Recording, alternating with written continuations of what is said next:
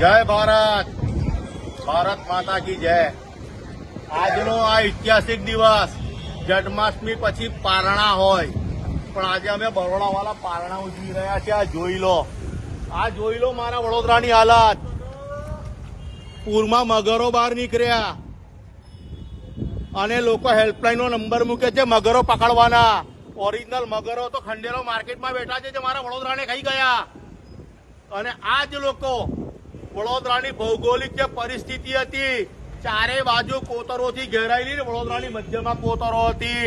છેલ્લા 30 વર્ષમાં આ લોકો અમારી કોતરો ખાઈ ગયા, અમારા ગૌચરો ખાઈ ગયા, અમારા કોમન પ્લોટ ખાઈ ગયા, અમારા તળાવો ખાઈ ગયા, બધું ખાઈ ગયા। અને ખાધા પછી આ વડોદરામાં પાણી પૂરના વિસરતા નથી, પાણી બેક આવે છે। અને અમુક ચૂંટાયેલા પાંખો ફોટા પડાઈને વિડીયો ટ્રેક્ટરો લઈને નીકળે છે પોતાના વિડીયો બતાવવા માટે। ઓ ભાઈ, પાણીના બોટલ આપવાથી વડોદરા નથી તરસે નથી મરતું। તમે તો લોકોને છે ને પાણી પીવડાઈને મારી નાખ્યા। હરણી બોટકામની અંદર મારા 12 બાળકો, મારી બહેનોને તમે ડૂબાડીને પીવડાઈને મારી નાખી।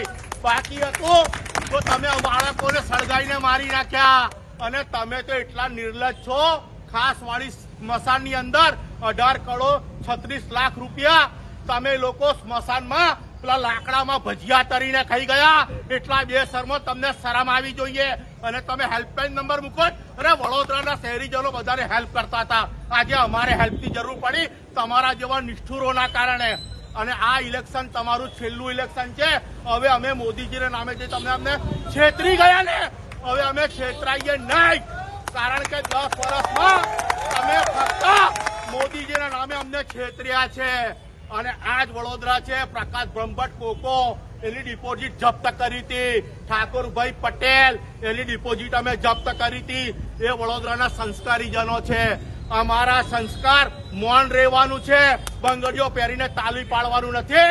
આ તમારું ઇલેક્શન છેલ્લું। હવે વડોદરાના પોતાના સ્થાનિક સ્વરાજના ઇલેક્શનમાં વડોદરાવાળા પોતાના ઉમેદવાર પોતે નક્કી કરશે। અને તમારા કૌભાંડો અમે બહાર લાવીશું। અને મગરોને ના પકડતા, તમે ખંડેરાવ માર્કેટમાં બેઠેલા મગરો છે, હવે અમે તમને પકડવા આવીએ છીએ। ભારત માતા છે।